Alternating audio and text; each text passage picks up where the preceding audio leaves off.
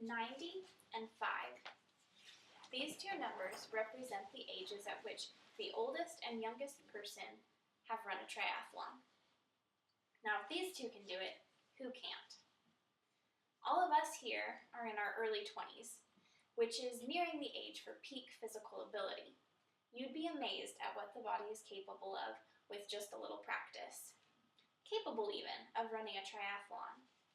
Now, I know this seems like a daunting task, but I'm here today to tell you that it is possible. It's possible because there are many different distances of races to choose from. There are many different options of how to train, and there are many benefits that come from running a triathlon.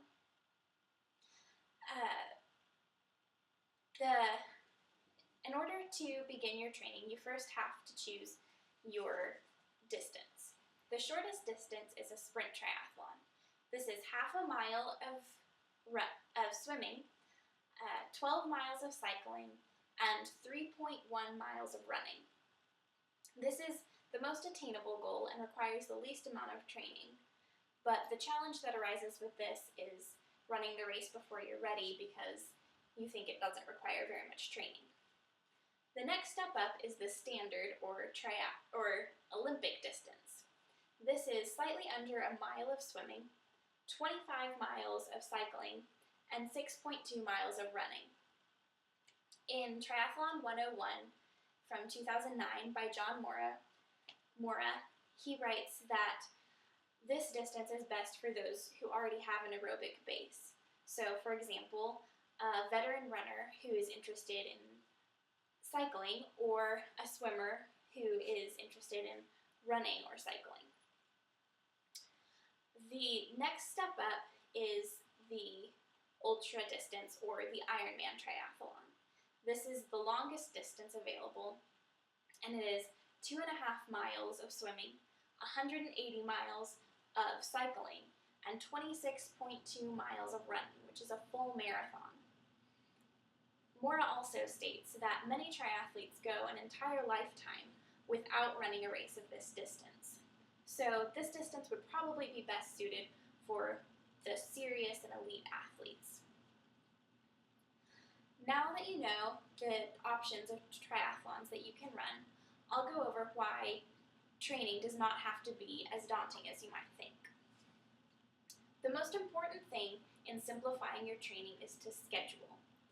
Now, scheduling helps you to set a definite goal, and it helps you to stay on track towards that goal, and it prevents you from making excuses because you know exactly what you need to do each day. In Suzanne Schlossberg's Fitness for Dummies in 2011, she performed an experiment with two control groups. One was given a definite goal of 60 push-ups, and the other was just told to do their best. The group that was given a definite goal performed many more push-ups than the group that was just told to do their best. Another thing that simplifies training is to vary the intensity based on your current physical condition. If you're already in pretty good shape, it wouldn't be hard to push yourself to do each discipline 3 days a week. However, if you're starting from scratch like I was, you might try practicing each discipline 2 days a week and then working your way up to 3. Or if you want something in the middle, you might try doing the discipline you're worst at 3 days a week and leaving the others at 2. Now here, I have a sample schedule of what it would be like to train for a triathlon for 1 month. Behind it is the amount of minutes it would take to train for each discipline per week. One last thing that makes training a little bit simpler is cross-training. When I was training, I added weight machines in addition to my tri-specific workouts to tone my muscles and improve my performance.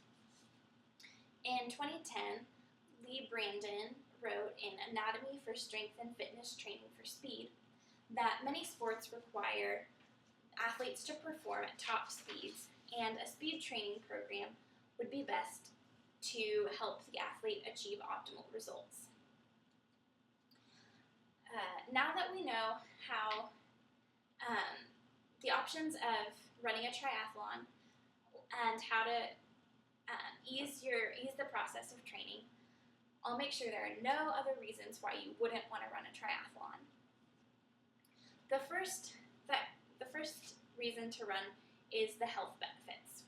It's a widely known fact that regular exercise improves cardio health and helps build strong bones and muscles. A rigorous workout also encourages healthier eating.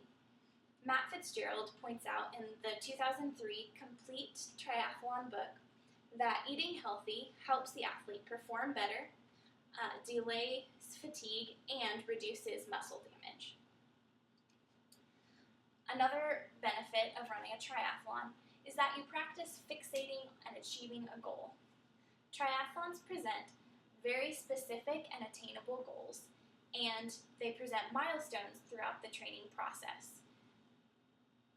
Lastly, anyone can run a triathlon. All it takes is determination and time. In Eric Haar's triathlon training from 2003, he says that top athletes are not a distinct species. He explains that they are simply ordinary people who have worked extremely hard to get to where they are now. And if you need a little extra push, there are plenty of clubs and organizations available to help beginning athletes all the way through advanced triathletes achieve their goals. Well, I hope that all of this information has encouraged you to attempt to run a triathlon. These details are important in motivating you to attempt this daunting task. After all, there are a lot of distances to choose from. The training doesn't have to take all of your time, and there are many benefits gleaned from running and training for a triathlon. I hope that all of these ideas encourage you to take on this new adventure.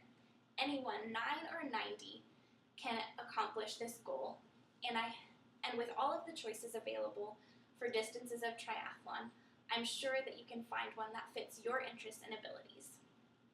Regardless of how you choose to spend your time, I hope that you choose to add this excellent source of exercise to your routine.